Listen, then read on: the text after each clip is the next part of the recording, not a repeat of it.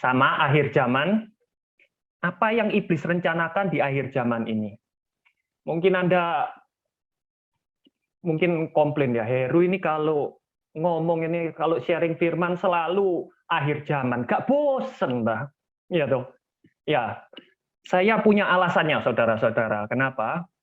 Karena di zaman akhir itu Paulus dengan tegas itu bilang, tetapi Roh dengan tegas mengatakan bahwa di waktu-waktu kemudian ada orang yang akan murtad, lalu mengikuti roh-roh penyesat dan ajaran sesat-sesat dan ajaran setan-setan. Bahasa Inggrisnya doctrine of devil. Ya, jadi memang kalau dipikir-pikir penting enggak kalau saya bilang penting. Bagaimana kalau yang murtad dan mengikuti roh-roh penyesat itu teman-teman kita, keluarga kita, orang yang dekat dengan kita? Apakah kita tidak sakit hati kalau misalkan hal itu terjadi? Sedihnya kayak apa? Dan juga di akhir zaman, Paulus kembali mengingatkan, supaya iblis jangan beroleh keuntungan atas kita. Sebab kita tahu apa maksudnya. Dalam bahasa Inggrisnya dikatakan, for we are not ignorant of his devices. Kita jangan mengabaikan peralatannya. Berarti iblis ini punya peralatan. Iya toh? Masa sih punya device? Apa peralatan-peralatan iblis di masa sekarang ini? Ya mungkin saya bisa kasih contoh beberapa. Ini kalau Anda lihat YouTube ya, Anda lihat handphone, saya kaget, ini iklan di YouTube ya. Ini iklan di YouTube, RuPaul Drag Race Super Queen, Superstar. Ini game buat anak-anak, ya toh. Ini game untuk mengajarkan anak kecil gimana caranya supaya jadi banci. Drag queen itu banci ya. Dan saya juga terkejut kalau Anda lihat, umurnya mulai anak 12 tahun, ya, dan sudah di-download lebih dari 500.000 orang. Jadi game ini game yang cukup berhasil. Jadi saya sarankan orang tua hati-hati, kalau anaknya main game, tolong dilihat ini game-game tentang apa, ya. Terus habis itu bukan cuman itu aja, saya nggak tahu saudara-saudara, kalau saya dari dulu itu senang komik ya saudara-saudara, senang sekali. Saya paling senang itu Superman. Itu komik pertama yang saya lihat, saya baca. Superman itu lambang kebenaran, lambang keadilan, ya toh. Tapi sekarang Superman-nya beda. Sekarang Superman-nya homo, pecinta sesama jenis. Dan ini konsumennya anak-anak. Jadi dari kecil anak-anak itu gamenya, buku bacaannya itu sudah diajari gimana supaya jadi banci. Gender itu bukan laki perempuan aja, tapi ada gender yang lain, yaitu banci, X. Laki bukan, perempuan bukan, ya toh. Dan hubungan sesama jenis itu hal yang biasa, dan itu mungkin disarankan, ya toh. Nah, sehingga apa? Anak-anak sejak kecil ini diajarin seperti itu. Hasilnya apa? Ini di Kanada ada seorang ayah, seorang bapak dipenjara selama 5 tahun. Kenapa?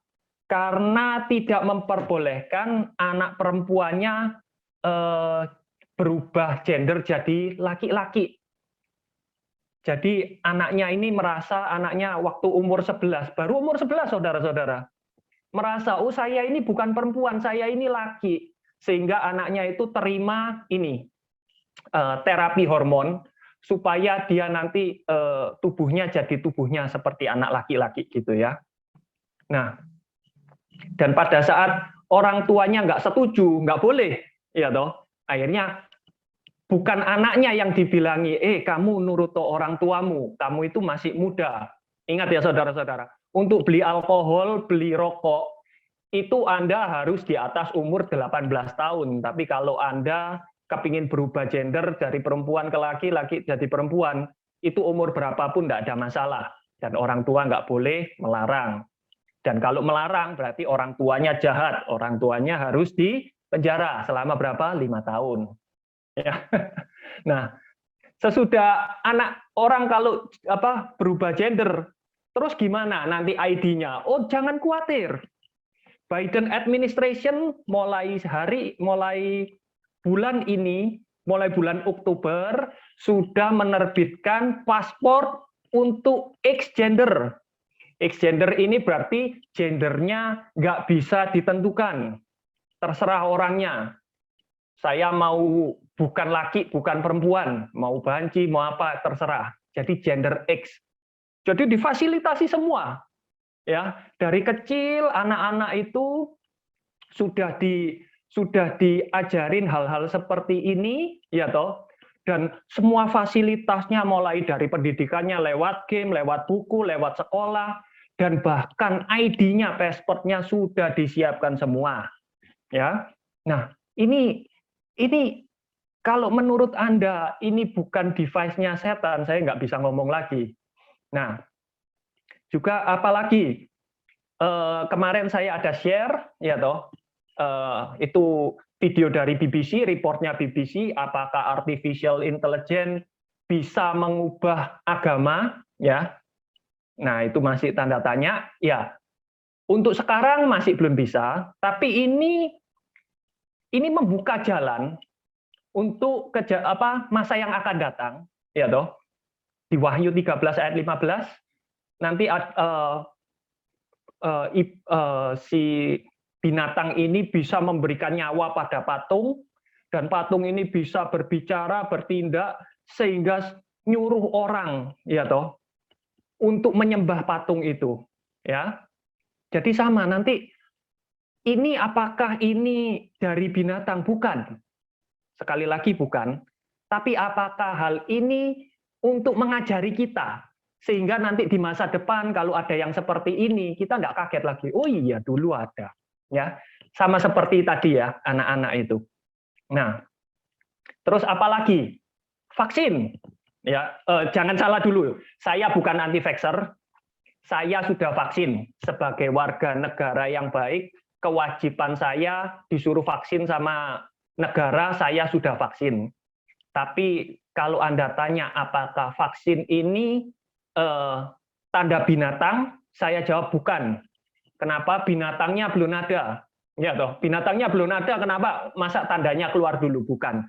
Tapi apakah vaksin ini nanti yang akan membuka jalan pada Wahyu 13 itu? Saya jawab ya. Kenapa? Karena mulai sekarang ya orang-orang yang tidak divaksin itu nggak boleh kerja. Jadi bahkan untuk posisi-posisi yang vital seperti apa? Guru kalau nggak vaksin nggak boleh kerja. Terus muridnya siapa? Nanti gampang ada yang ganti. Terus apa? Pemadam kebakaran kalau nggak ini kalau nggak vaksin nggak boleh kerja, pecat. Terus apa? Nakes, jadi dokter, perawat nggak mau vaksin, pecat. Padahal ini posisi-posisi vital yang diperlukan ya.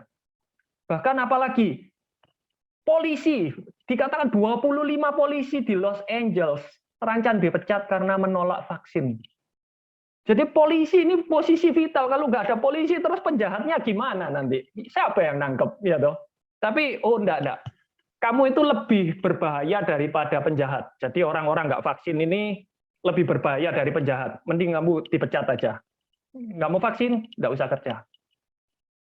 Bahkan bukan itu. Tentara ini first defense kalau ada penjajah mau nyerang negara ya. Tentara kamu nolak vaksin, kamu keluar aja, nggak bisa kamu. Dikatakan ini benar-benar masalah hidup dan mati bagi tentara kita, keluarga mereka dan komunitas tempat kita tinggal. Jadi orang-orang yang nggak vaksin ini dilabel berbahaya, bahkan lebih berbahaya dari teroris. Ya. Teroris, ya udahlah itu nggak terlalu berbahaya. Ini yang penting kalau kamu nggak vaksin kamu berbahaya, membahayakan kamu, komunitas, bahkan keluargamu itu berbahaya. Kalau teroris itu teroris penjahat apa itu masih di bawah. Jadi urutan teratas itu orang-orang yang nggak vaksin ini. Dan ini paving the way. Jadi mempersiapkan jalan untuk Wahyu 13 ayat 16 ini. Jadi kalau nggak terima tanda, ya toh, kamu nggak bisa membeli atau menjual, ya toh. Tapi sekali lagi saya ingatkan, ya toh, kalau mau vaksin nggak apa-apa, ya toh.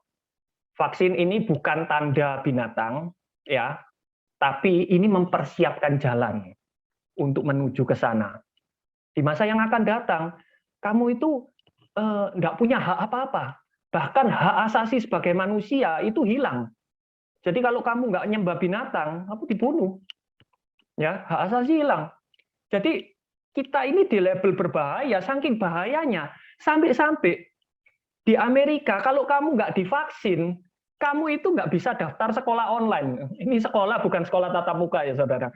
Sekolah online pun yang nggak ada, ya nggak tahu lagi apa virus COVID ini sudah mutasi ya, jadi lewat internet bisa nyebar, saya juga nggak tahu. Tapi di Amerika kalau kamu nggak vaksin, kamu mau sekolah virtual pun nggak boleh. Ya, ini ya saya juga bingung mau ngomongnya gimana. Bahkan di Indonesia ini ada laporan wanita hampir diperkosa di Aceh ditolak polisi gara-gara belum vaksin. Jadi kalau Anda nggak vaksin, Anda itu ditolak sama semua. Hak Anda sebagai warga negara pun itu tidak diakui kalau Anda nggak vaksin. Ya, jadi untuk sekarang aja kondisinya seperti ini, apalagi di masa yang akan datang, ya toh, hak asasi manusia Anda hilang. Ya, jadi kenapa kok vaksin ini saya masukkan di sini ya? Karena saya bisa lihat ini itu menuju ke sana. Ngomong-ngomong saudara, tolong saya dikonfirmasi ya, itu gambarnya ini di mana? Di handphone kelihatan ya, kelihatan full ya, gambar-gambarnya ya, bukan kepotong ya. Franz, Tomo, oke, nggak ada yang. Kenapa? Gambarnya ini Oh, full ya, dilihat di handphone di layar Anda full semua ya, nggak full, kepotong. full kok. Oke kok. Oke, Oke. good. Oke, saya lanjutin. Ya, nah bahkan Paulus itu sudah mengingatkan, ketahuilah pada hari-hari terakhir akan datang masa yang sukar. Manusia akan mencintai dirinya sendiri dan menjadi hamba uang. Mereka akan membual dan menyombongkan diri. Mereka akan menjadi pemfitnah. Mereka akan berontak terhadap orang tua dan tidak tahu terima kasih. Seperti yang anak tadi yang mau itu. Tidak mempedulikan agama, itu bukan tidak mempedulikan agama, tapi unholy, nggak kudus, nggak suka yang halal yang kudus, sukanya halal yang najis. Tidak tahu mengasihi, tidak mau berdamai, suka menjelekkan orang, tidak dapat mengekang diri, garang, tidak suka yang baik, suka mengkhianat, tidak berpikir panjang, berlagak tahu, lebih menuruti hawa nafsu daripada menuruti Tuhan. Jadi Rasul Paulus sendiri sudah mengingatkan hal-hal seperti ini. Dan Tuhan Yesus bilang, demikian, jika kamu melihat semuanya ini, ketahuilah waktunya sudah dekat. Sudah diambang pintu, Tuhan Yesus sudah bilang, nanti akhir zaman itu seperti zamannya Nuh, seperti zamannya Lot. Ya toh. Dan kalau kamu lihat semuanya itu, tanda-tandanya, kamu lihat tanda-tandanya, ketahuilah waktunya sudah dekat. Jadi kita bukan setting date, kita bukan menentukan waktunya kapan, tapi kalau kita lihat tanda-tanda yang dikatakan di Alkitab itu terjadi, ketahuilah sudah dekat. Sudah dekat untuk apa? Iya toh. Dan kenapa kalau kita lihat intensitasnya ini kok iblis kayaknya dunia ini semakin jahat, semakin gini. Kenapa? Karena iblis tahu waktunya singkat. Di Wahyu 12 dikatakan, karena itu bersukacitalah hai surga dan hai kamu sekalian yang diam di dalamnya, yang tinggal di surga. Celaka kamu hai bumi dan laut, karena iblis telah turun kepadamu dalam geramnya yang dahsyat. Nah, kita lihat ya, iblis kayaknya marah sehingga semuanya digoncang dengan cepat, dengan intensitas yang luar biasa. Karena karena iblis tahu bahwa waktunya sudah singkat, waktunya dia untuk berkuasa itu singkat. Karena itu iblis itu gemetar. Iblis itu takut. Takut apa? Apa yang menanti? Karena sebentar lagi kalau waktunya singkat, kita ini akan tiba waktunya untuk melangsungkan hari perkawinan kita. Kita ini pengantinnya Tuhan. Jadi sebentar lagi kalau kita lihat tanda-tandanya itu, memang secara manusiawi kita takut. Tapi kita juga harus bersukacita. Berarti apa? Oh, tandanya sudah dekat. Kalau iblis ini geram, iblis ini takut, berarti apa? Dia takut kekuasaannya hilang. Kenapa? Tuhan akan segera datang. Tuhan akan segera menjemput kita. Kita ini pengantinnya. Gitu loh. Dan kalau kita ini pengantinnya Tuhan, kita ini orang-orang yang sudah ditebus oleh Tuhan dengan darahnya. Dan bukan cuma ditebus, seperti yang kita tadi angkat anggur perjamuan. Kita ini dibuat menjadi imam-imam bagi Tuhan. Dan juga sebagai apa? Memerintah sebagai raja di bumi. Ya, jadi kita ini bukan cuma pengantin, tapi kita ini punya kedudukan. Kita ini imam dan kita ini raja. Dan kalau kita ini adalah imam, ya toh. Sekarang ini kita imam, kita jadi raja nanti kalau memerintah bersama-sama dengan Tuhan.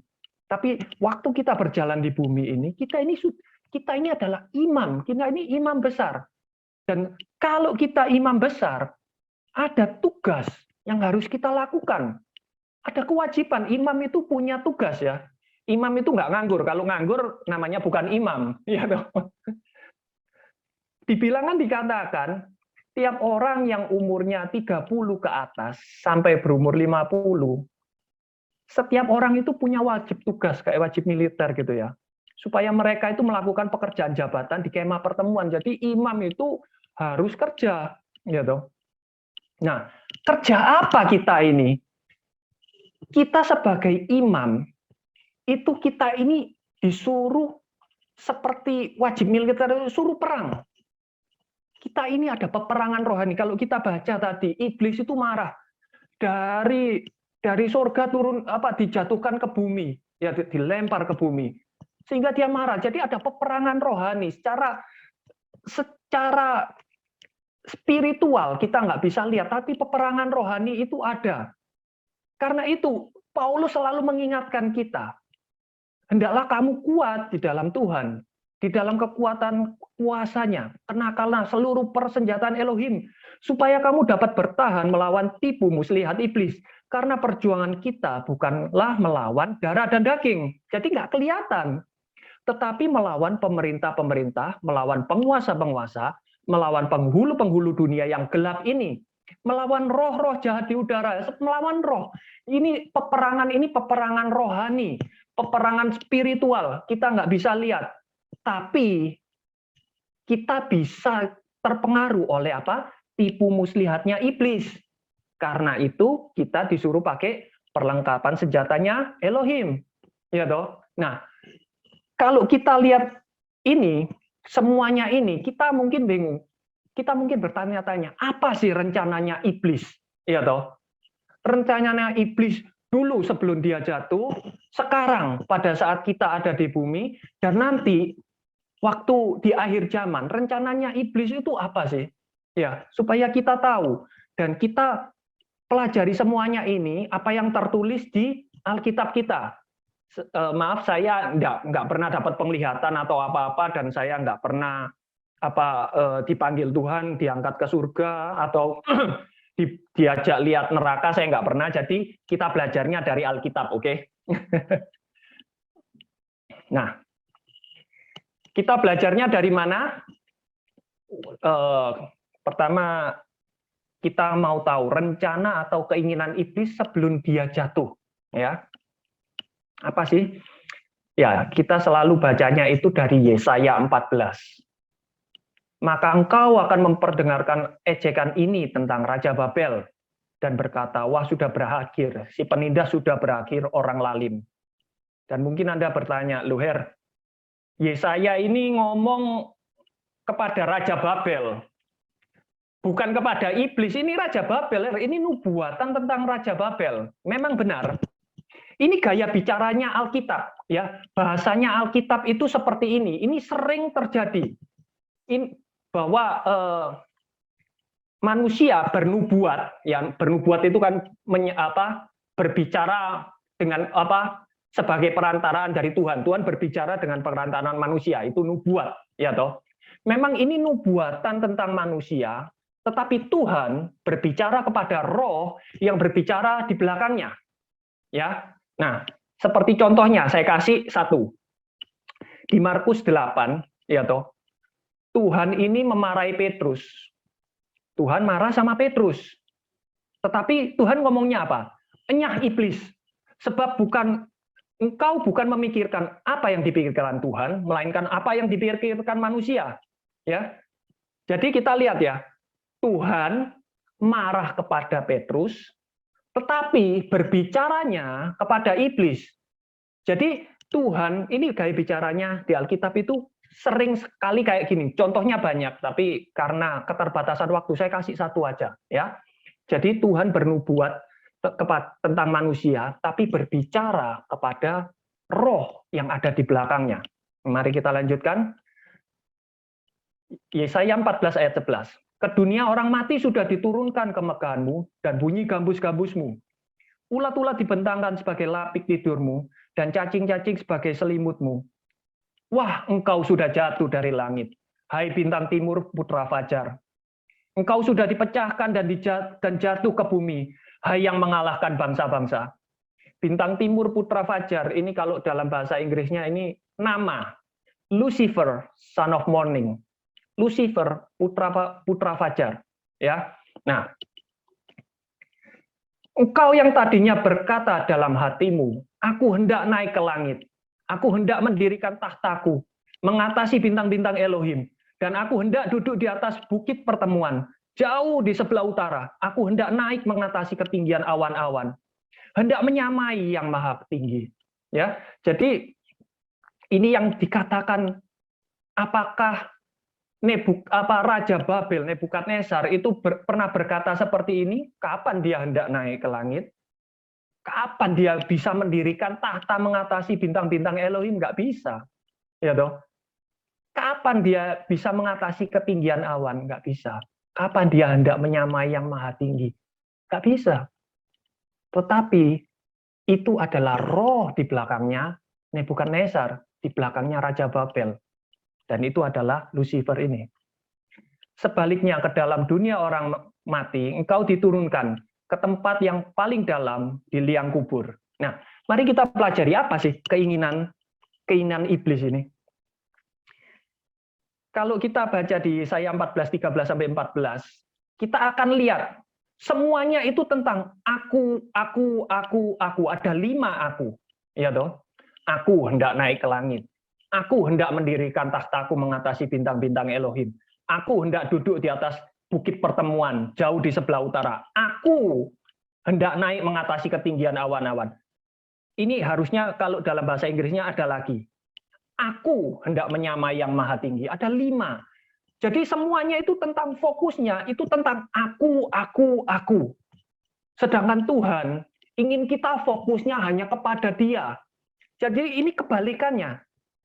Iblis itu kepingin fokus itu kepada dia semua. Sama. Kita ini kita ini ciptaan yang sudah jatuh, lahir di dunia yang sudah jatuh, ya. Dan kita ini punya tendensi sama seperti iblis ini. Sebelum kita diselamatkan, sebelum kita terima darah Yesus. Contohnya apa? Ya. Contohnya paling gampang itu kalau foto grup gitu ya. Kalau foto grup, Anda lihat pertama fotonya siapa? Pasti fotonya kita, betul ya? Foto yang lain nggak ngurus, fotonya kita. Kalau fotonya pas di foto, itu kita merem gitu ya. Agak merem gini. Ulang. Aku merem. Ya toh? Jadi nggak ngurus, yang penting foto saya bagus, ya toh? Fotonya yang lain jelek, saya nggak ngurus, yang penting saya bagus. Tapi kalau dibalik, lagi foto gitu, foto kita bagus, terus dilihat ada teman kita yang di foto itu lagi merem. Kalau dia minta ulang gitu, ulang, aku lagi merem. Saya ya bukan kalian, saya ngomong saya. Saya kan bilang, "Loh, buat apa diulang? Kan tadi sudah dibilangi, sudah dihitung 1 2 3, ya salahmu sendiri kok merem." Kan gitu. Jadi kita nggak peduli, yang penting fokusnya kepada kita. Tetapi sesudah kita diselamatkan, sesudah kita terima darah Yesus, ada perubahan. Kita nggak fokus sama diri kita lagi. Kita fokusnya selalu kepada Tuhan. Dan itu yang iblis inginkan. Iblis ingin fokusnya itu hanya kepada Dia. Sedangkan Tuhan Yesus, Bapa dan Roh Kudus, ini beda. Walaupun mereka yang layak ditinggikan, tapi kita lihat tiga pribadi Elohim ini gimana?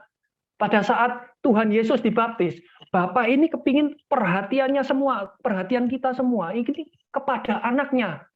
Jadi sesudah waktu Tuhan Yesus sesudah dibaptis, Bapa bilang gini, "Inilah anakku yang kukasihi, kepadanya lah aku berkenan."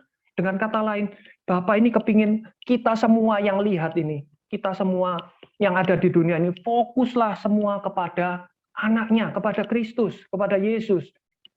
Tapi Yesus bilang apa? Oh, enggak. Semua yang aku lakukan itu aku nggak bisa lakukan sendiri. Aku itu lihat dari Bapa. Tidak apa yang aku katakan dari diriku sendiri. Nggak ada. Aku nggak bisa berkata apa-apa dari diriku sendiri. Tetapi Bapa yang diam dalam aku, Dia yang melakukan pekerjaannya. Jadi Tuhan Yesus bilang, "Oh no, jangan fokus ke aku, fokus ke Bapa. Kalau nggak ada Bapa, aku ya nggak bisa apa-apa kok." Dan Yesus bukan saja fokus pada Bapa, Dia juga kepingin kita fokus sama Roh Kudus. Lebih berguna bagi kamu kalau aku pergi. Kalau aku nggak pergi, penghibur nggak akan datang. Tetapi jika aku pergi, aku akan mengutus Dia kepadamu.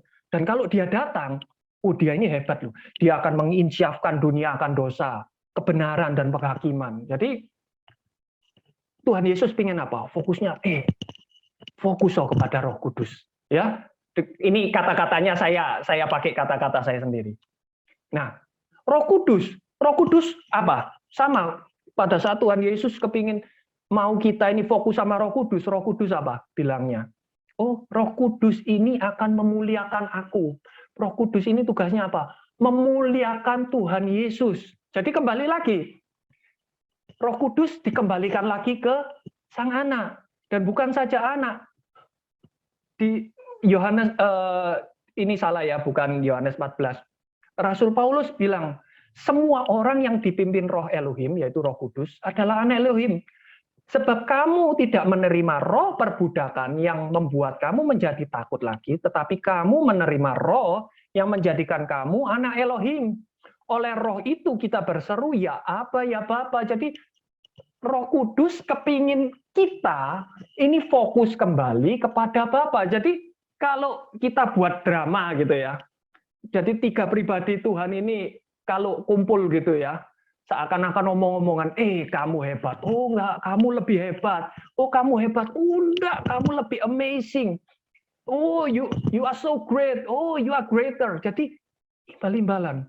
Semua itu kemuliaan itu hanya untuk Tuhan. Semua pujian, worship, praise itu semua hanya untuk Tuhan. Dan itu yang sebaiknya kita lakukan, bukan sebaiknya, itu yang seharusnya kita lakukan. Karena itu saya senang sekali waktu saya masih sekolah minggu itu ada lagu, ku harus makin berkurang, dia harus makin bertambah, ku harus makin berkurang, nama Tuhan saja disembah, ku di tempat paling belakang. Ya, saya senang sekali karena itu mengajarkan kita sejak kecil, kita itu diajarkan gimana sih sikap kita kepada Tuhan. Fokus kita itu hanya untuk Tuhan sendiri, sehingga pada saat kita dewasa, kita selalu diingatkan, oh iya ya, kadang lewat lagu, kita bisa mengenal Tuhan lebih. Amin, saudara-saudara. Nah, terus respon Tuhan gimana? Oh, ya respon Tuhan, oh, kamu kepingin perhatian yang seharusnya menjadi milikku. Wah, out kamu. Sama Tuhan dijatuhkan dari langit. Tuhan Yesus bilang, aku lihat iblis jatuh seperti kilat dari langit. Nah, dari sini kita belajar ya. Kita bisa tahu, berarti iblis itu asalnya dari langit. Atau dari heaven. Betul ya? Dari surga. Berarti apa? Iblis ini dulunya penghuni surga. Betul ya? Dari pernyataan Tuhan Yesus ini, artinya iblis itu dulu salah satu penghuni surga. Nah, ini kita melenceng sedikit ya. Ini biar kita tahu. Dari sini kita juga belajar. Iblis itu siapa sih aslinya? Lucifer ini siapa? Pangkatnya apa? Ya, kita tahu di surga penghuni surga itu ada 3 jenis. Ada yang namanya malaikat, ada yang namanya kerub atau kerubim, ya toh. Kalau lebih dari satu itu namanya kerubim. Ada seraf atau serafim, ya. Jadi makhluk surgawi ini ada 3 lah. Terus dari 3 ini iblis itu yang mana? Asalnya dari mana? Apakah dia asalnya dari malaikat? Karena banyak orang bilang, oh, kerubim iblis itu malaikat jatuh, ya toh. Apa betul malaikat yang jatuh? Mari kita belajar bersama-sama. Nah, di Yeskiel 28 ayat 12 firman Tuhan berkata, "Hai anak manusia, ucapkanlah suatu ratapan mengenai Raja Tirus. Dan katakanlah kepadanya, beginilah firman Tuhan Yehova." Jadi ini nubuatan kepada Raja Tirus. Tapi kita tahu ini gaya bahasanya sama seperti tadi. Nubuatan tentang manusia, tapi Tuhan berbicara kepada roh yang ada di belakangnya. Kalau nggak percaya, mari kita baca. Gambar dari kesempurnaan engkau, penuh hikmat dan maha indah. Apakah Raja Tirus itu gambaran dari kesempurnaan? Enggak tahu, tapi tidak pernah tercatat. Baik di Alkitab ataupun di sejarah. Enggak pernah tercatat seperti itu. Penuh hikmat dan maha indah. Engkau di Taman Eden, yaitu Taman Elohim. Apakah Raja Tirus ini pernah pergi ke Taman Eden, tamannya Elohim? Enggak, pasti enggak pernah. Saya pastikan itu. Penuh segala batu permata yang berharga. Yaspis merah, krisolit, dan yaspis hijau, permata pirus, krisopras, dan nefrit, lasulit, batu dara, dan malakit. Tempat tatanya diperbuat dari emas dan disediakan pada hari penciptaanmu. Jadi pada saat diciptakan, itu Raja Tirus ini sudah dipenuhi batu-batu permata. Apakah ada hal seperti itu? Tentu saja nggak ada. Jadi ini tentang roh yang ada di belakang Raja Tirus. Kuberikan tempatmu dekat kerub yang berjaga. Di gunung kudus Elohim engkau berada dan berjalan-jalan di tengah batu-batu yang bercahaya. Bercahaya-cahaya. Maaf, ini kalau saya boleh ngomong, ini terjemahannya bukan cuma kurang tepat, tapi melencengnya cukup jauh. Karena kalau kita lihat terjemahan Inggrisnya, ngomongnya nggak seperti itu. Di King James Version dikatakan, "Thou art the anointed cherub that covered." Engkau itu adalah kerub yang diberkati, yang menaungi. Ya toh. Di Lexham English Bible juga dikatakan hal yang sama. Bahkan di New American Standard Bible juga mengatakan hal yang sama. Webster, semua yang begini, bahkan Young Literal Translation itu juga mengatakan hal yang sama. Though an anointed cherub who is covering, ya. Dan kalau kita lihat, kita baca di bahasa Hebrew-nya, itu juga dikatakan hal yang sama. Engkau, you were the anointed cherub who covers, ya. Kamu itu kerubim yang diberkati, yang menaungi, ya.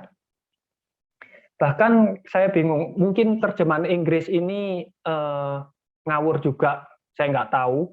Cuman saya mau lihat dari terjemahan Indonesia, saya nggak nemu. Sampai akhirnya saya lihat Alkitabnya Saksi Yehova. Ini Saksi Yehova ini kita tahu ini sekte pecahan dari kekristenan yang bukan Kristen, ini ajaran sesat. Tapi kita lihat Alkitabnya dia itu bilangnya sama.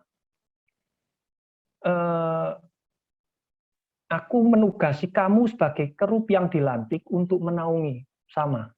Jadi gini aja, saya nggak akan pakai Alkitabnya Saksi Yehova, itu Alkitab sesat.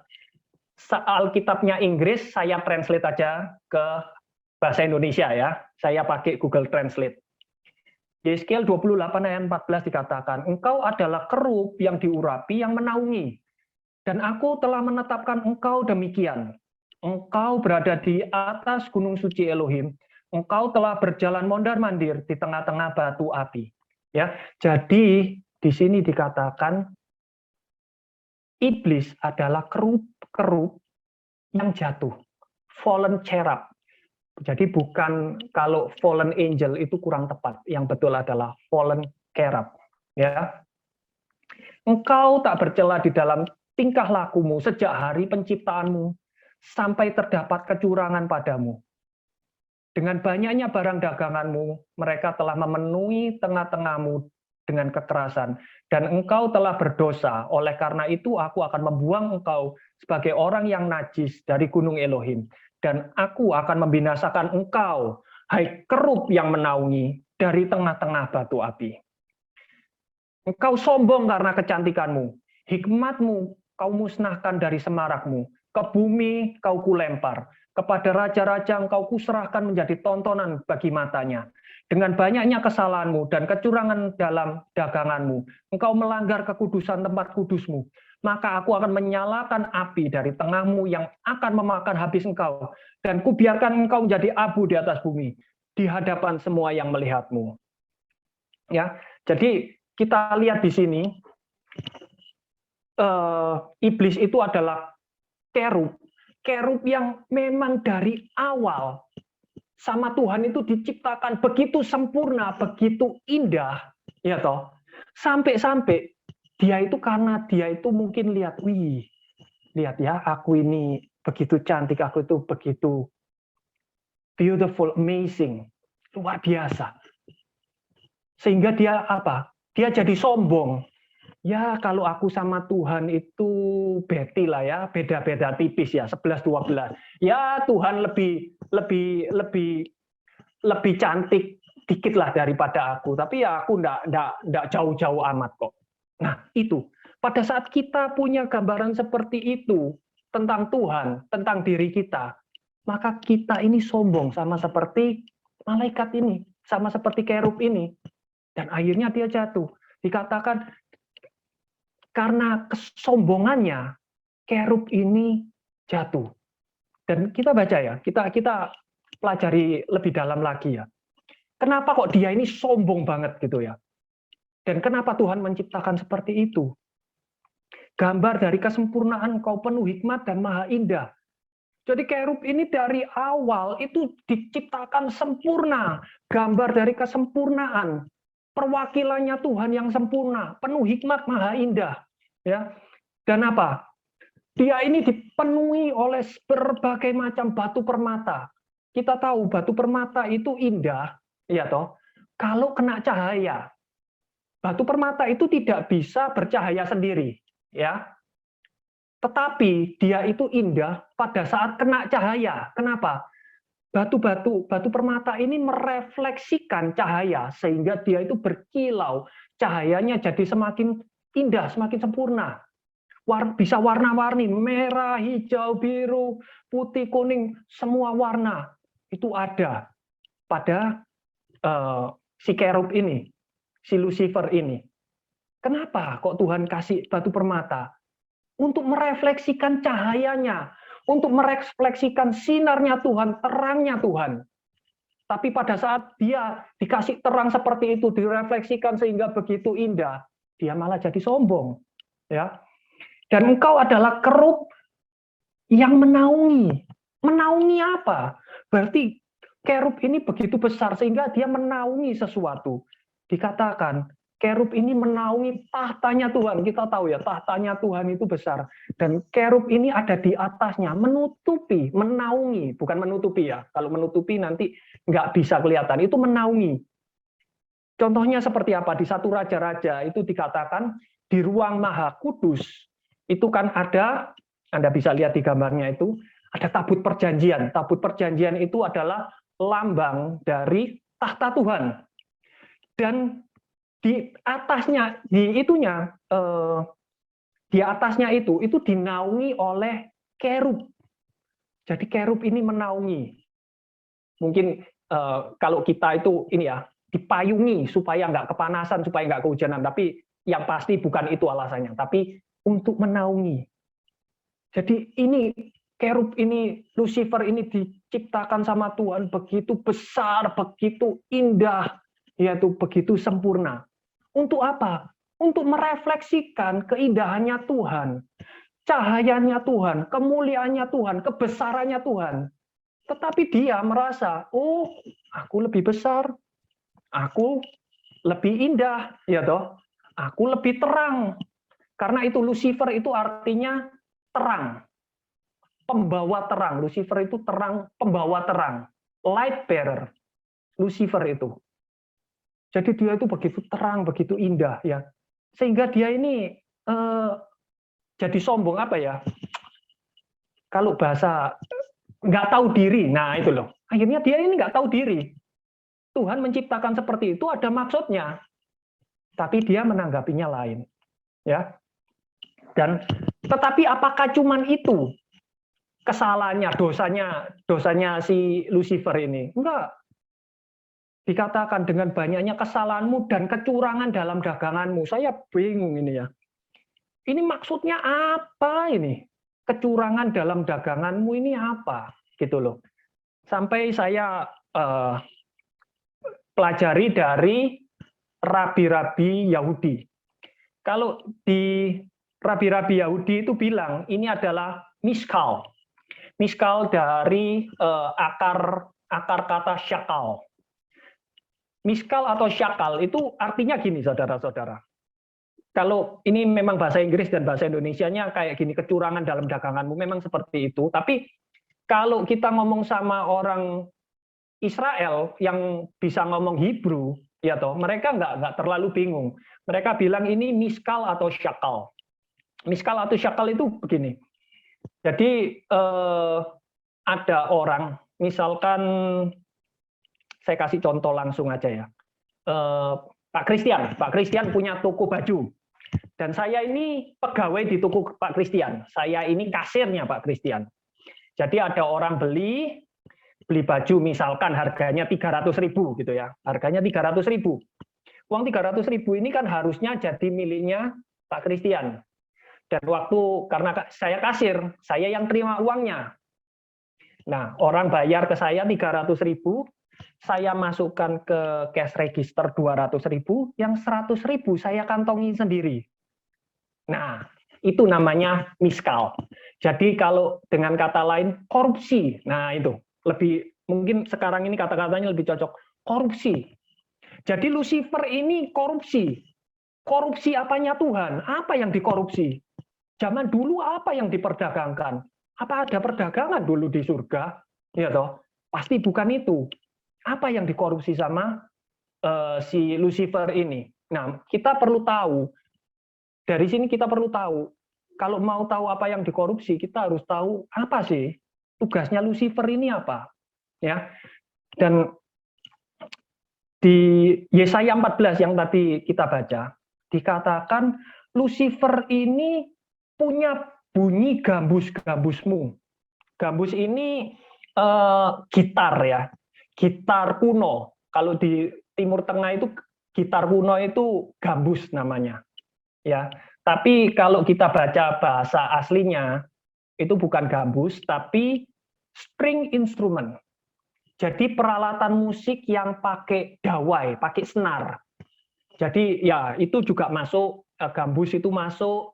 Tapi mungkin lebih ke arah harpa ya, kecapi. Karena di zaman itu kayaknya gambus itu belum ada, yang ada itu kecapi. Jadi ini adalah string instrument.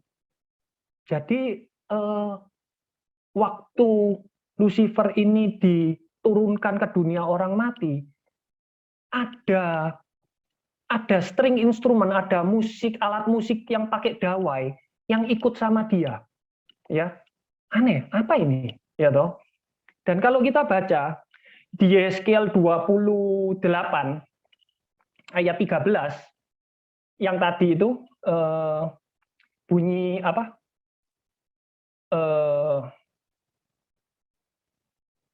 Nah ini Yeskiel 29 ayat 28 ayat 13 itu dikatakan sesudah Tuhan menciptakan dikasih permata banyak, itu tempat tatanya terbuat dari emas dan disediakan pada hari penciptaanmu. Ini terjemahan yang kurang tepat dan mungkin juga bisa dikatakan keliru ya. Mungkin karena yang translate ini bingung ya. Kok kayaknya kata-katanya nggak nyambung, akhirnya dibuat biar yang nyambung itu tepat tataan. Tapi sebetulnya bukan itu. Kita baca bahasa Inggrisnya.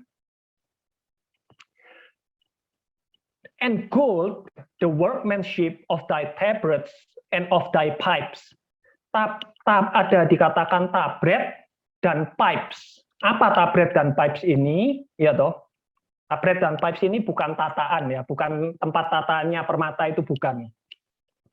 Kalau di Alkitab, tabret dan pipes ini referring to the musical instrument, menuju kepada mengacu kepada alat musik. Alat musik apa tabret dan pipes ini? Ya toh. Tabret itu adalah alat musik yang ini percussion. Percussion itu yang gemerincing dan mungkin bisa dipukul-pukul. Jadi contohnya apa? Rebana, tamborin. Rebana ini kan ini ya, bergemerincing, dan kadang-kadang ada tamborin yang ada rebana yang ada ininya ya, ada gendangnya ya. Jadi bisa dipukul-pukul sama bergemerincing. Jadi suaranya dua ya. Dung-dung sama kicik-kicik gitu ya. Nah, itu. Jadi percussion, perkusi, alat musik perkusi, ya. Terus pipes ini apa? Pipes ini adalah alat musik tiup, ya. Kita baca di Alkitab banyak ya, ada kecapi, ada seruling, ada shofar, trompet. Nah, itu alat musik tiup, ya. Dan supaya apa? Supaya lebih jelas, itu kita baca di 1 Samuel 10 ayat 5, ya. Kata-kata yang sama, a tabret and pipes. Di bahasa Indonesianya di sini benar, rebana dan suling. Ya, jadi lucu ya. Kalau saya translate dengan bahasa, dengan kata-kata yang barusan kita pelajari, berarti apa kata-katanya? Rebanamu dan sulingmu dibuat dari emas dan disediakan pada hari penciptaanmu. Jadi Lucifer ini diciptakan built-in, jadi di dalamnya itu sudah ada rebananya, sudah ada alat musik perkusinya, ada alat musik tiupnya, ya. Jadi pipes itu alat musik tiup. Dan tadi kita baca di Yesaya ada alat musik yang pakai dawai. Jadi apa tugasnya? Tugasnya Lucifer ini apa? Punya alat musik dawai, alat musik perkusi, alat musik tiup. Berarti apa? Lucifer ini seorang pemimpin pujian. Betul ya? Dan memang dia diciptakan untuk itu dan diperlengkapi dengan semuanya itu menjadi pemimpin pujian. Jadi Anda lihat ya, luar biasa ya.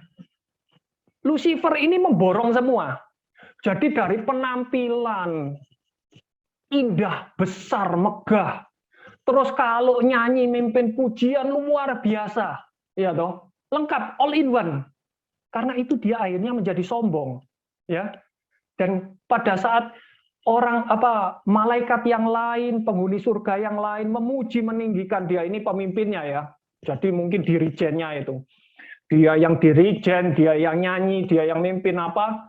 Terus pada saat pujian itu naik, penyembahan itu naik, harusnya dia ini cuman sebagai perantara, cuman lewat dia saja kepada Tuhan. Tapi pada saat lewat, sama dia ada yang dikorupsi. Nah itu loh, itu artinya miskal atau syakal. Jadi bukan cuman sombong, Lucifer ini korupsi. Dan Lucifer ini memang pemimpin pujian di surga. Dan kalau kita pelajari di Alkitab, berarti ada 3 nama penghuni surga. Ada 3 penghulu malaikat, archangel di surga itu. Awalnya siapa aja? Lucifer, Gabriel, dan Mikael. Ya, ada 3.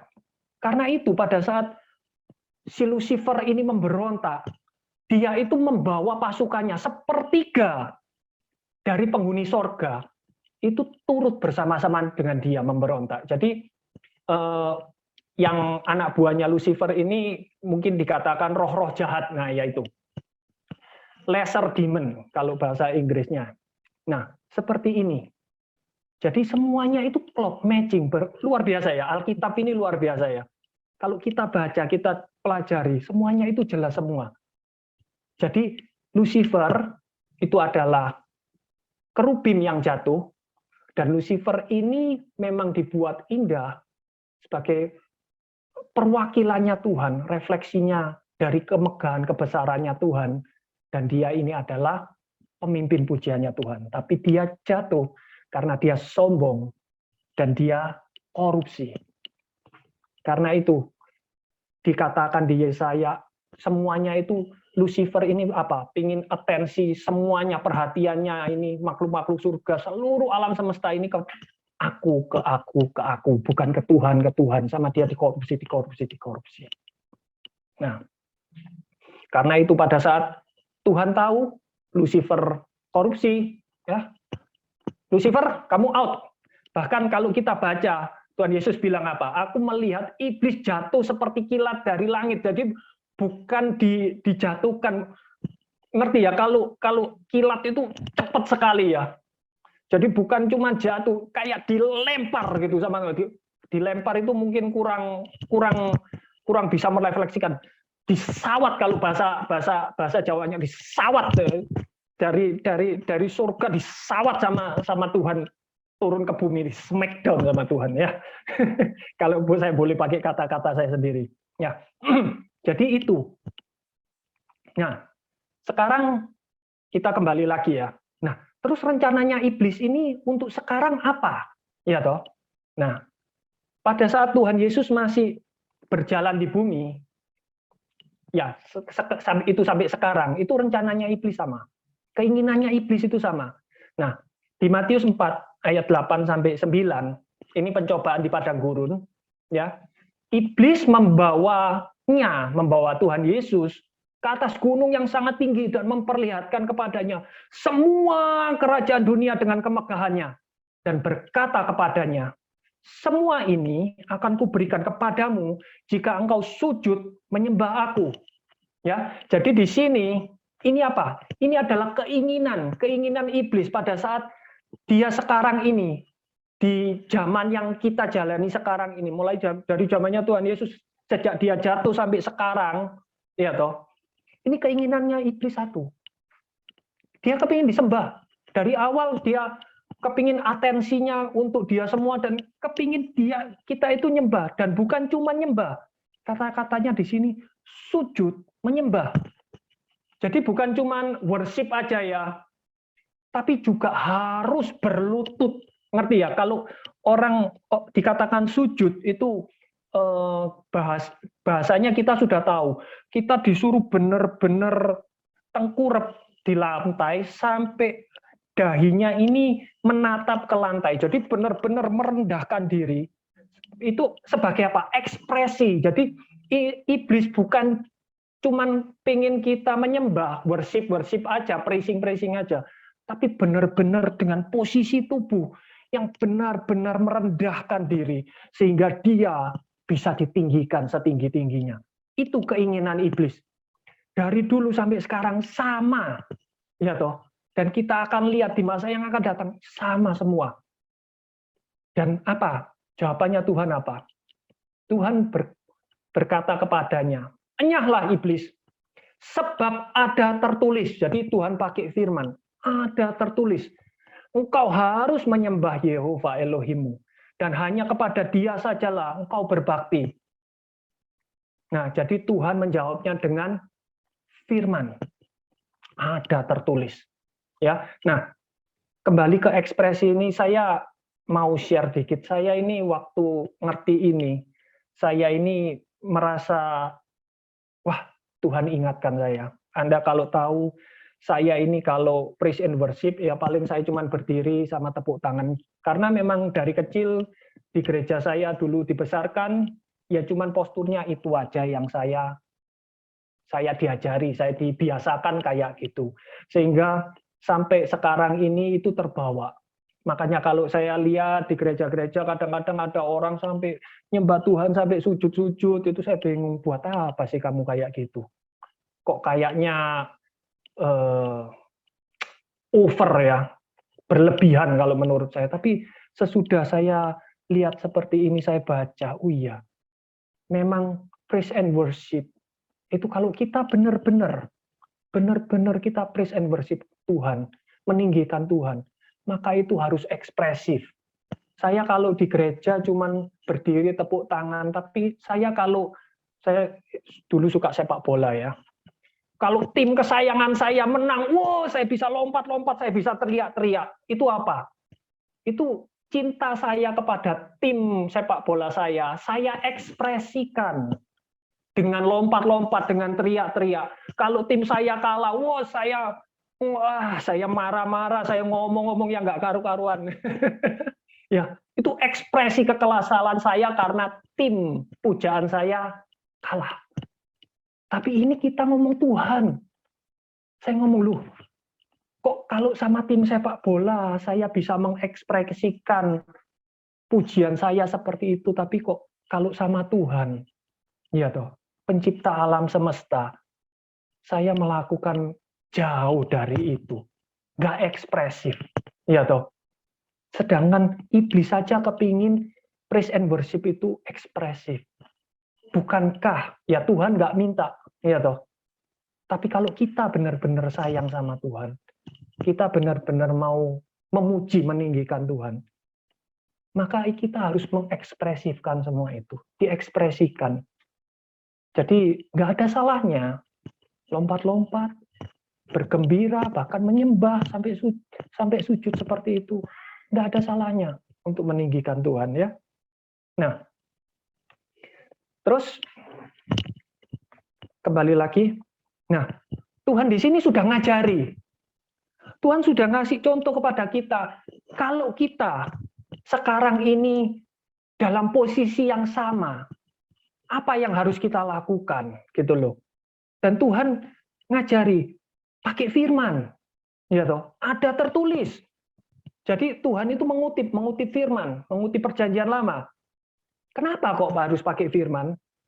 Di Yesaya 11 ayat 4 dikatakan, dengan nafas mulutnya ia akan membunuh orang fasik. Apa yang keluar? Ya ini tentang Mesias, berarti Tuhan Yesus. Dengan nafasnya Tuhan Yesus, dari nafas mulutnya ia akan membunuh orang fasik. Jadi apa nafas mulutnya ini apa? Firman-Nya, dari apa yang keluar dari mulutnya Tuhan Yesus. Itu bisa membunuh orang fasik. Siapa yang lebih fasik daripada si iblis itu sendiri? Betul ya? Pembunuh pertama itu bukan manusia. Dari awal itu pembunuh itu adalah si iblis ini. Lucifer ini pembunuh yang pertama. Ya, bahkan di Efesus Paulus berkata, kamu itu harus bertahan melawan tipu muslihatnya iblis. Jadi kita ini, iblis itu cuma ngiming-ngimingi. Iblis itu, kalau kita belajar yang Tuhan Yesus tadi, kenapa kok iblis itu ngiming-ngimingi Tuhan Yesus saja? Menipu, kasih tipu muslihat. Kenapa kok nggak maksa Tuhan Yesus? Kenapa kok nggak nyiksa Tuhan Yesus? Benar ya. Kadang-kadang orang itu kalau menginginkan sesuatu, itu orang itu dipaksa mungkin dengan fisik, disiksa gimana supaya menuruti keinginannya. Tapi enggak. Iblis ini cuman kasih tipu muslihat. Kamu kalau mau lihat-lihat dunia ini gemerlap indah. Mau kalau mau sembah aku. Sujud sembah. Semuanya ini tak kasihkan. Nah, itu tipu muslihatnya iblis. Jadi perjuangan kita itu bukan darah dan daging, nggak kelihatan, tapi pakai tipu muslihat. Kamu nggak mungkin didatangi sama setan, terus kamu itu disiksa supaya nyembah dia. Enggak. Kamu itu diiming-imingi, dikasih tipuan, dikasih tipu muslihat. Dan di Wahyu 19, firman Tuhan berkata, dan semua orang lainnya dibunuh dengan pedang yang keluar dari mulut penunggang kuda itu. Siapa penunggang kudanya? Tuhan Yesus. Tuhan Yesus penunggang kudanya. Dan apa yang keluar dari mulutnya? Firman. Jadi firman itu pedang. Pedang yang bisa mengalahkan tipu muslihatnya iblis. Ya. Karena itu kita ini, Paulus bilang apa? Sebab itu ambillah seluruh perlengkapan senjata Elohim. Sudah kasih solusinya. Karena apa? Peperangan kita ini peperangan rohani, bukan peperangan secara daging. Kita ini disuruh ambil, bukan suruh cari. Berarti kalau suruh ambil itu sudah disediakan, sudah dikasih, kamu tinggal ambil. Supaya apa? Supaya kamu dapat mengadakan perlawanan pada hari yang jahat itu. Dan tetap berdiri sesudah kamu menyelesaikan segala sesuatu. Jadi berdirilah tegap. Berikat pinggang kebenaran, truth, bahasa Inggrisnya. Dan berbaju sirahkan keadilan, righteousness. Kakimu berkasutkan kerelaan untuk memberitakan Injil damai sejahtera. Dalam segala keadaan pergunakanlah perisai iman. Sebab dengan perisai itu kamu dapat memadamkan semua panah api dari si jahat. Dan terimalah ketopong keselamatan. Dan pedang roh, yaitu apa? Firman Elohim. Jadi pedang roh ini, firman ini adalah pedang roh. Secara roh ini adalah pedang, ini senjata yang bisa membunuh, bisa mengalahkan. Ya, perlengkapan yang lain itu untuk defend. Satu ini loh yang untuk mengalahkan. Dan bukan cuma itu, dalam segala doa dan permohonan berdoalah setiap waktu dalam roh. Bahasa Inggrisnya, praying always with all prayer and supplication in the spirit. Jadi kita ini disuruh selalu, kalau doa, kamu itu kalau doa dan minta, itu berdoalah selalu dalam roh. Ya. Dan berjaga-jagalah di dalam doamu itu dengan permohonan yang tak putus-putusnya untuk segala orang kudus. Hati-hati ya, ini kata untuk segala orang kudus. Jadi Paulus minta kita, ini bukan cuma doakan kita sendiri. Doakan juga orang-orang kudus, saudara-saudara kita yang lain. Nah itu loh, bukan kepada loh. Kalau kepada itu kan kita berdoa kepada orang-orang kudus, santu siapa. No, bukan. Kita berdoa untuk segala orang kudus. Untuk saudara-saudara kita yang lain. Nah ini loh.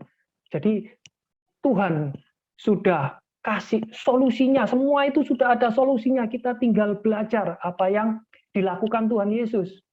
Ya. Nah, sekarang apa sih rencananya iblis di masa depan? Jadi bukan di zaman sekarang ini. Zaman sekarang ini kita sudah tahu. Tapi di masa yang akan datang, kita ada baiknya kita juga tahu. Apa sih rencananya iblis di masa yang akan datang? Ya karena ini masa datang, berarti kita belajarnya dari kitab Wahyu. Karena kitab Wahyu ini kitab tentang masa yang akan datang. Tentang akhir zaman. Lalu aku melihat seekor binatang keluar dari dalam laut. Bertanduk 10 dan berkepala 7, di atas tanduk-tanduknya terdapat 10 mahkota dan pada kepalanya tertulis nama-nama hujat. Binatang yang kulihat itu serupa dengan macan tutul, dan kakinya seperti kaki beruang dan mulutnya seperti mulut singa. Dan naga itu memberikan kepadanya kekuatannya dan tahtanya dan kekuasaannya yang besar. Maka tampaklah kepadaku satu dari kepala-kepalanya seperti kena luka yang membahayakan hidupnya. Tetapi luka yang membahayakan hidupnya itu sembuh. Seluruh dunia heran, lalu mengikuti binatang itu dan menyembah naga itu. Karena ia memberikan kekuasaannya kepada binatang itu, dan mereka menyembah binatang-binatang itu sambil berkata apa? Siapakah yang sama seperti binatang ini? Dan siapakah yang dapat berperang melawan dia? Ya, jadi waktu saya baca ini, saya kaget, ini berarti rencananya iblis. Dia ingin perang lawan Tuhan. Tapi apakah benar? Mari kita baca berikutnya. Dan kepada binatang itu diberikan mulut yang penuh kesombongan dan hujat. Kepadanya diberikan juga kuasa untuk melakukannya 42 bulan lamanya.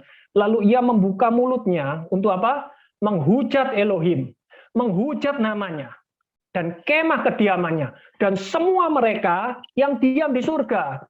Jadi menghujat Elohim, namanya dijelek-jelekan, ya toh. Terus semua orang-orang yang dekat dengan dia juga dijelek-jelekan, ditantang. Berarti ini apa? Nantang, betul ya? Kalau misalkan saya pakai nama, misalkan ada orang namanya Pak Ali, nggak ada ya di sini namanya Ali ya.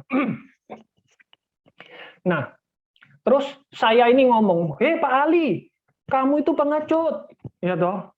Hei Pak Ali, keluargamu itu seperti ini, anakmu seperti ini, istrimu seperti ini, ya toh? Wah, kamu itu gini. Berarti apa? Saya itu apa? Oh, cari gara-gara ini. Ngejak perang orang ini, kan gitu. Betul ya? Berarti apa yang dikatakan di sini adalah apa? Iblis itu merasa sudah kuat karena dia itu disembah dan penyembahnya itu memberikan kekuatan kepada dia sehingga dia merasa, aku sudah cukup kuat. Sekarang aku mau nantang Tuhan yang maha tinggi. Katanya Tuhan itu jago perang. Kalau perang nggak pernah kalah, sini lawan aku. Nah, boleh nggak? Saya pakai kata-kata itu kan merefleksikan apa yang kita baca ini ya, betul ya? Dijelek-jelekan Tuhan, dijelek-jelekan. Dan dia diperkenankan untuk berperang melawan orang-orang kudus dan untuk mengalahkan mereka. Dan kepadanya diberi kuasa atas setiap suku dan umat dan bahasa dan bangsa. Ya, jadi keinginan iblis ini apa? Ingin perang lawan Tuhan. Karena dia merasa, saya sudah cukup kuat. Sekarang saya kepingin kembali ke surga. Kepingin Tuhan duduk di mana? Saya ingin. Tuhan bertata di mana? Saya ingin. Tuhan disembah seperti apa? Saya ingin. Dia ingin kembali ke surga. Dia kepingin kembali ke langit, tempat tertinggi, tempat maha tinggi, tempat maha kudus. Supaya apa? Supaya kalau dia merasa, kalau dia ini pikirnya, kalau aku bisa mengalahkan Tuhan, nanti semuanya ini nyembahnya ke aku. Perhatian, semua praise and worship sama aku lagi. Tapi kalau aku kepingin itu, satu yang harus aku lakukan, aku harus berperang dan mengalahkan Tuhan. Betul ya? Dan bagaimana responnya Tuhan? Respon Tuhan, ini salah ya, maaf, itu bukan Yesaya 42, tapi Wahyu 19. Tuhan keluar berperang seperti pahlawan. Seperti orang maaf. Yesaya 42, jadi iblis ini perang, ya toh, nantang Tuhan perang. Kenapa? Karena dia tahu di kitab suci semua orang itu bilang, semua nubuatan itu berkata apa? Tuhan itu yang paling hebat, Tuhan itu yang paling kuat, Tuhan itu kalau perang selalu menang. Dan iblis nggak mau itu, iblis kepingin gelarnya itu. Karena itu di Yesaya 42 ayat 13 dikatakan, Tuhan keluar berperang seperti pahlawan, seperti orang perang. Ia membangkitkan semangatnya untuk bertempur. Ia bertempur sorak, ia memekik terhadap musuh-musuhnya, ia membuktikan kepahlawanannya. Dan di Mazmur 24 ayat 8 dikatakan, ini nubuatan Raja Daud. Siapakah Raja kemuliaan? Tuhan jaya dan perkasa. Tuhan perkasa dalam peperangan. Jadi Daud bilang apa? Tuhan itu Raja kemuliaan. Raja jaya, perkasa, selalu menang dalam perang. Yesaya dan Daud itu bilang seperti itu. Dan iblis nggak mau, coba sih lawan aku. Sekarang aku sudah cukup kuat kok. Dan bagaimana jawaban surga? Jawaban Tuhan Yesus gimana? Di Wahyu 19 kita bisa baca lanjutannya jadi ya. Lalu aku melihat surga terbuka, sesungguhnya ada seekor kuda putih, dan ia yang menungganginya bernama Yang Setia dan Yang Benar. Ia menghakimi dan berperang dengan adil, dan matanya bagaikan nyala api, dan di atas kepalanya terdapat banyak mahkota, dan padanya ada tertulis suatu nama yang tidak diketahui seorang pun kecuali dirinya sendiri. Ini jawabannya Tuhan. Jadi pada saat iblis nantang Tuhan, Tuhan dengar, oh kamu nantang, oke, coba saya akan datang sendiri dan aku akan menghancurkan kamu. Di ayat berikutnya dikatakan, ia memakai jubah yang dicelup dalam darah dan namanya ialah Firman Elohim. Dan semua pasukan yang di surga mengikuti dia. Mereka menunggang kuda putih dan memakai lenan yang halus putih bersih. Itu adalah kita. Ya, kalau kita baca ini adalah orang-orang yang memakai lenan halus putih ini adalah mempelainya. Dan dari mulutnya keluar sebilah pedang tajam yang akan memukul segala bangsa. Ingat tadi dari mulutnya akan keluar pedang, nafasnya dia akan membunuh. Ya, ini adalah firman-Nya. Dan ia akan menggembalakan mereka dengan gada besi, dan ia akan memeras anggur dalam kilangan anggur, yaitu kegeraman murka Elohim yang maha kuasa. Dan pada jubahnya dan pahanya tertulis suatu nama, yaitu Raja segala raja dan Tuhan di atas segala tuan. Kalau Inggrisnya King of Kings and Lord of Lords. Maka tertangkaplah binatang itu. Jadi sesudah Tuhan datang, iblis nantang, Tuhan datang, tantangannya dijawab. Apa hasilnya? Maka tertangkaplah binatang itu dan bersama-sama dengan dia nabi palsu yang telah mengadakan tanda-tanda di depan matanya. Dan dengan demikian ia menyesatkan mereka yang telah menerima tanda-tanda dari binatang itu dan yang telah menyembah patung-patungnya. Keduanya dilemparkan hidup-hidup ke dalam apa? Lautan api yang menyala-nyala oleh belerang. Jadi kita tahu rencananya iblis itu apa dan kita tahu endingnya itu gimana. Responnya Tuhan gimana. Dan sesudah Tuhan menang berperang, apa yang terjadi? Ini kita lihat, ini namanya gerbang Golden Gate, gerbang emas. Ini ada di Yerusalem, salah satu pintu gerbangnya Yerusalem, dan dikatakan, dinubuatkan, ini kenapa kok ditutup pintu gerbangnya? Karena dari sini Tuhan Yesus keluar dan naik ke surga, dan dikatakan nanti suatu saat malaikat bilang, sama seperti dia naik, dia turunnya juga seperti ini. Jadi Tuhan akan turun dari surga, nanti masuk lewat pintu ini, Golden Gate. Karena itu pintu ini disil, pintu ini ditutup. Dan apa yang dikatakan di Mazmur 24 ayat 7-10. Angkatlah pintumu, hai pintu-pintu gerbang, dan terangkatlah kamu, hai pintu-pintu yang berabad-abad, supaya masuk Raja Kemuliaan. Siapa itu Raja Kemuliaan? Tuhan jaya dan perkasa. Tuhan perkasa dalam peperangan. Angkatlah kepalamu, hai pintu-pintu gerbang, dan terangkatlah kamu, hai pintu-pintu yang berabad-abad, supaya masuk Raja Kemuliaan. Siapakah dia itu Raja Kemuliaan? Tuhan semesta alam. Dialah Raja Kemuliaan. Jadi sesudah Tuhan Yesus menghancurkan musuh-musuhnya, dia akan masuk ke pintu gerbang ini, masuk ke Yerusalem, memerintah bersama-sama dengan kita. Jadi Tuhan yang berperang, kita yang ikut dapat benefitnya, kita ikut kemenangannya, kita ikut memerintah. Dan pada saat Tuhan Yesus ditinggikan, maka kita pun juga ikut ditinggikan. Karena kita ada di dalam Tuhan dan Tuhan ada dalam kita. Itulah janji-janjinya. Jadi dari sini, sesudah kita tahu apa yang sedang terjadi di dunia ini, dulu, sekarang, dan yang akan datang, kita nggak usah takut. Memang sekarang kelihatannya dunia itu begitu gelap, ya toh. Banyak masalah, banyak cobaan, ya toh. Secara daging, secara manusia kita takut, ya. Tapi kalau kita belajar firman Tuhan, kita tahu endingnya gimana. Bukan cuma tahu endingnya gimana, Tuhan kasih tahu bagaimana kita menjalani hari-hari kita ini. Sehingga kita mendapat penghiburan, kita mendapat kekuatan dalam Tuhan. Ya toh. Dan yang paling penting apa? Kita mendapat kemenangan bersama-sama dengan Dia. Amin, saudara-saudaraku. Biarlah firman hari ini itu bisa memberi kekuatan, memberi penghiburan dalam setiap suasana, dalam setiap keadaan yang kita alami sekarang ini. Sampai Tuhan Yesus datang untuk menjemput kita, mempelai-mempelainya. Dan kita, di mana Tuhan Yesus ada, maka kita pun akan selalu bersama-sama dengan Dia. Amin. Mari kita berdoa. Tuhan, terima kasih Tuhan atas firman-Mu. Biarlah mereka yang semua mendengar ini menyiapkan lahan, tanah subur di hatinya, supaya setiap firman yang keluar, setiap benih yang ditabur, ini tumbuh subur, berbuah lebat, dan biarlah nama-Mu yang dimuliakan Tuhan.